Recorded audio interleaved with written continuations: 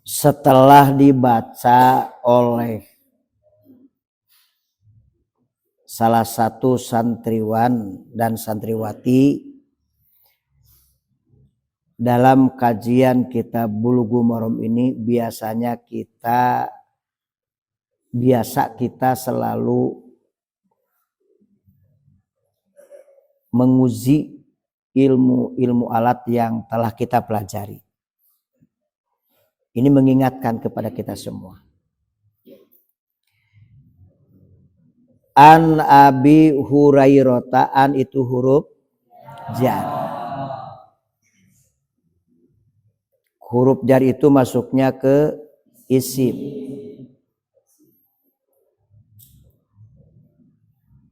Abi Hurairah adalah majrur oleh an, alamat majrurnya ia karena isim asmaul khomsah. Marfunya abu, mansubnya aba, majrurnya abi sekaligus mudhof. Hurairota mudhof ilaih majrur, hanya alamatnya patah karena isim ghair munsharif. Kompak ya, kompak. Radhiyallahu anhu. Radhiya fi'il. Fi'ilnya fi'il madi. Maklum majul? Maklum. Jadi radhiya itu fi'il madi maklum. Allahu jabatannya menjadi fa'il, tarkibnya menjadi fa'il, isim yang marfu terletak setelah fi'il maklum itu pasti fa'il. Tapi tentu itu dasar, nanti ada fa'il setelah isim fa'il, ada fa'il setelah masdar. Sedangkan anhu itu an dan huwa ya, bila digabung jadi anhu itu jumlah jar majrur menjadi maf'ulun bih. Wal jumlatu minal jarri wal majrur fi mahalli nasbin maf'ulun bih. Qala, siapa yang qala? Abu Hurairah. Mana fa'il qala? Mustatir, takdirnya huwa, kembali kepada Abu Hurairah. Ruju'ud domir ila aqrabil madhkur, mengembalikan domir itu harus kepada lafaz yang terdekat. Qala asalnya ini masuk ke pelajaran sorof i'lal. Qala asluhu qawala, wajahnya wajan fa'ala. Ada pertanyaan, kenapa jadi qala dari qawala? Nah, kita harus tahu dulu kaidahnya. Idza taharrokat wawun wan fataha maqoblaha ulibat alifan. Apabila ada waw berharokat sebelumnya berbaris patah, maka waw ditukar kepada alif. Jadilah qala, dari qawala jadi qala. Lalu diiklal. Qala asluhu qala ala waznin fa'ala ulibatil waw alifan litaharrukiha wan fitahi ma qablaha pasoro qala. Itu kalau iklal. Kalau di irob beda lagi. Irob mah jeung nahwu ya, dengan nahwu. Qala itu fi'il apa? Fi'il madi maklum. Qala fi'lun madin maklum mabniun alal fathi la mahala lahu minal i'robi wa fa'iluhu domirun mustatirun fihi jawajan takdiruhu huwa. Gitu nya. Sami'tu Rasulullahi sallallahu alaihi wasallam. Sami itu ini adalah fi'il fa'il. Sami'a, sami'a, sami'u, sami'at. Nanti akan mendapat sami'tu, sami'na. Maka sami itu ini fi'il fa'il. Fa'ilnya berupa domir muttasil. Rasulullah berarti jadi maf'ulun bih. Sami'tu Rasulullah. Kalau di i'rab sami'tu fi'lun madin mabniun ala sukun litisolihi bidomirin robin mutaharrikin wa ta'u domirun muttasilun mabniun ala domi fi mahali robin fa'ilun. Rasulallahi rasula maf'ulun bih wa huwa mansubun wa alamatu nasbihi al fathatu wa huwa mudhofun. Allahi mudhofun ilaih wa huwa majrurun wa alamatu jarihi al kasratu. Cukupnya jangan terlalu panjang ya. Santriwan santriwati, hadis dari Abu Hurairah, an Abi Hurairah. Asal nama Abu Hurairah itu adalah Abdurrahman bin Sakhr. Konon Abu Hurairah diberi gelar Abi Hurairah, Abi, Abu, Aba, yang berarti bapak. Hurairah itu kecil, kucing. Kucingnya kucing kecil, Hurairotun. Kalau Hurrotun kucingnya besar, disebut mukabbar. Kalau Hurairotun itu kucing kecil, itu musoggor. Seperti Hasan, Husain, Basit, Buset, Abdun, Ubaidun.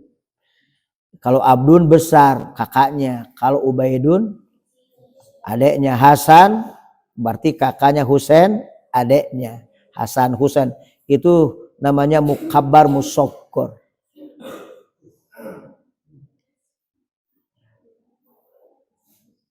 Abu Hurairah ini adalah sahabat Nabi yang paling banyak hafalan hadisnya. Kurang lebih 5.000 hadis yang Abu Hurairah hafal dari Nabi. Beliau memang miskin materi, tidak punya istri, tinggalnya hanya di Masjid Nabawi, tidak punya rumah. Namun ilmunya sangat kaya. Kemana saja Rasul dakwah, pasti Abu Hurairah selalu ikut karena ingin ilmu dari Rasulullah. Wajar kalau hafalan hadisnya sampai 5.000 hadis. Di kedua disusul dengan Siti Aisyah radhiyallahu anha sebanyak 4.700 hadis. Hebat ya. Jadi bukan saja Al-Quran yang harus dihafal, hadis pun harus dihafal.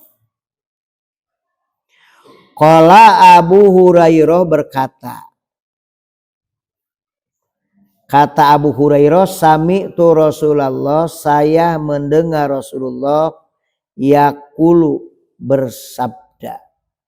Saya mendengar Rasulullah SAW yaqulu bersabda. Inna ummati ya'tuna yaumal qiyamati burron muhajjalina min atharil wudu. Sesungguhnya umatku akan datang di hari kiamat dalam keadaan cemerlang mukanya dan kedua tangannya dari bekas berwudu. Nah, ini hebatnya luar biasa. Jadi nanti orang-orang ahli ibadah itu orang-orang yang tentu berwudu dengan sangat baik sesuai sunnah Nabi. akan datang di hari kiamat dalam keadaan cemerlang wajah dan kedua telapak tangannya karena bekas berwudu.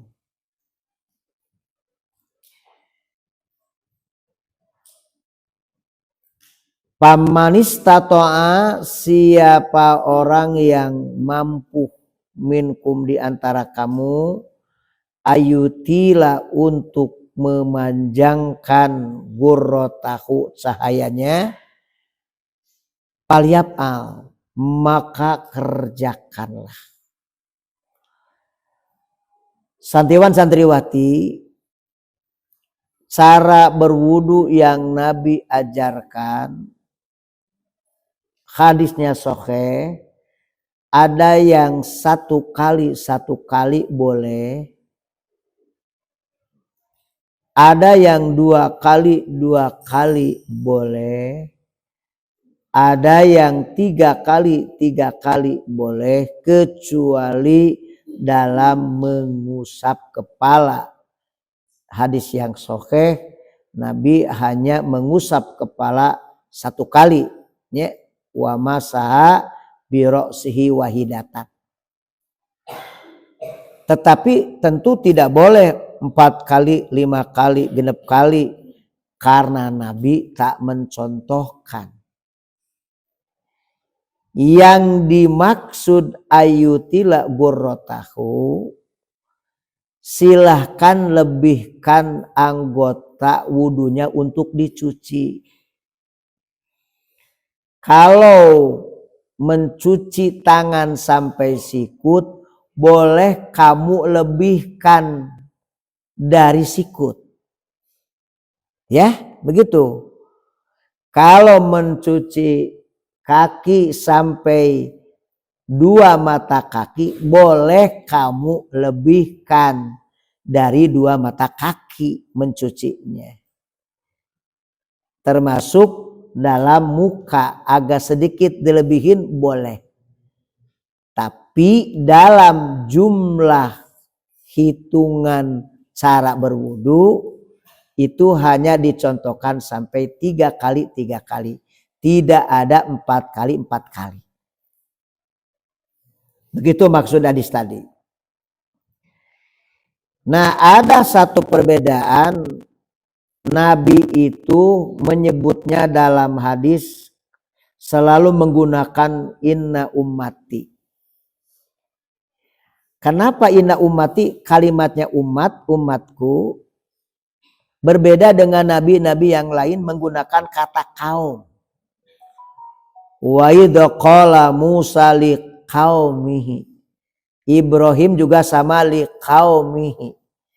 Itu parsial, untuk kaumnya, diutus untuk kaumnya, sekelompok orang, tidak semua.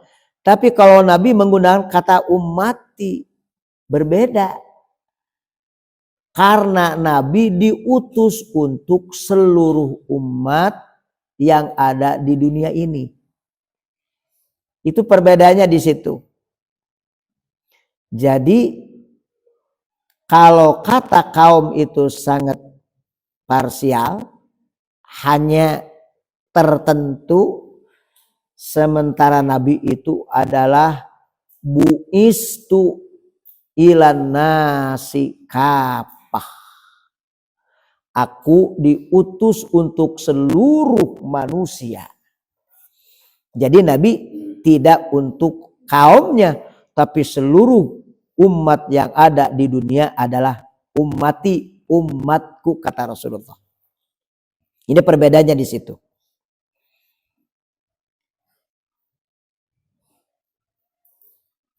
Bisa kita pahami bersama, umat-umat Nabi sangat bangga nanti di hari kiamat. Nabi pun bangga. Karena umat Nabi ahli ibadah akan datang di hari kiamat sudah memiliki tanda yang berbeda dengan yang lain, yaitu gurron muhajjalin, sangat bercahaya muka dan kedua telapak tangannya karena bekas berwudu. Ini sangat luar biasa. Oleh karena itu, apa yang dapat kita ambil dari hadis tadi, faedah-faedahnya? Yang pertama berarti wudu telah menjadi sebab kebahagiaan dan kegembiraan umat Nabi secara abadi. Itu sangat luar biasa. Yang kedua, sesungguhnya bekas wudu pada anggota itu jadi sebab munculnya cahaya-cahaya pada wajah, pada tangan, pada kedua kaki. Jadi itu adalah baydou musriqatun wa piyadaini wa rijlaini nurun mudiun. Cahaya yang sangat cemerlang, bukan saja pada muka tapi pada kedua tangan dan juga kedua kaki. Itu sangat luar biasa. Dan ini adalah satu nilai tambah keistimewaan secara khusus untuk umat Nabi yang tidak ada pada umat sebelumnya.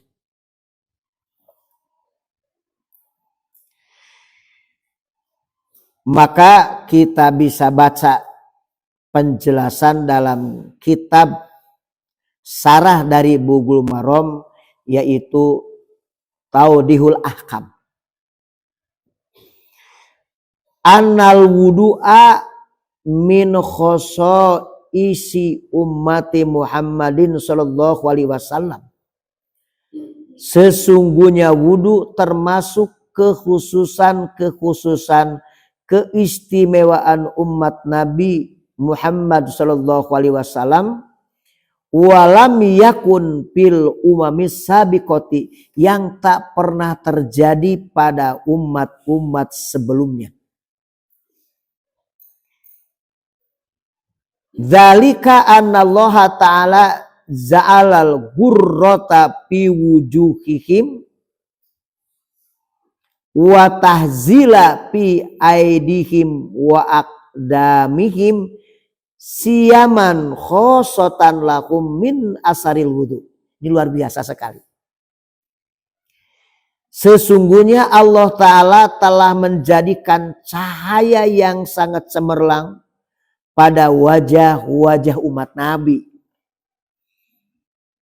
Cemerlang pada kedua tangan umat Nabi dan kedua tumit atau tumit umat Nabi sebagai tanda yang istimewa, tanda yang khusus bagi mereka dari bekas berwudu. Lima ja'a fi shahihi Muslim, sebagaimana nanti akan dijelaskan dalam kitab Sahih Muslim, bisa dilihat halaman 247. Anan Nabiya sallallahu alaihi wasallam qala, sesungguhnya Nabi sallallahu alaihi wasallam bersabda, lakum siyaman laisat li ahadin minal umami tariduna alayya gurran muhazzalina min asaril wudu. Sabda Rasulullah, untukmu wahai umatku akan memiliki tanda-tanda yang istimewa, di mana tanda-tanda itu tidak ada bagi siapapun dari umat-umat sebelumnya. Tidak ada, kecuali ada pada umatku, di mana nanti umatku bercahaya mukanya dan juga bercahaya yaitu tangan, kedua tangan dan kakinya karena bekas berwudu. Lau kana ghairuhum yatawaddau la sara lakum misla ma li ummati Muhammadin. Seandainya ada selain mereka berwudu, sama seperti umat Nabi, pasti mereka pun akan sama seperti umat Nabi bercahaya. Jadi ada satu logika, ada satu pemahaman, berarti hanya umat Nabi nanti yang cemerlang muka dan kedua tangan, begitu juga kedua kaki dari bekas berwudu, karena itu tidak terjadi berwudu yaitu di umat-umat sebelumnya. Jadi ini sangat istimewa sekali. Oleh karena itu mudah-mudahan dengan hadis ini kita harus rajin.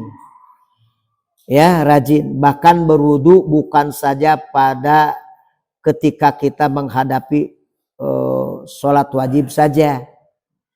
Karena ada wudu-wudu yang bisa kita lakukan seperti berwudu ketika mau tidur. Ya, berwudu ketika marah, cepat berwudu. Jadi berwudu itu bukan saja untuk sholat ya. Kalau untuk sholat wudhunya tentu wajib.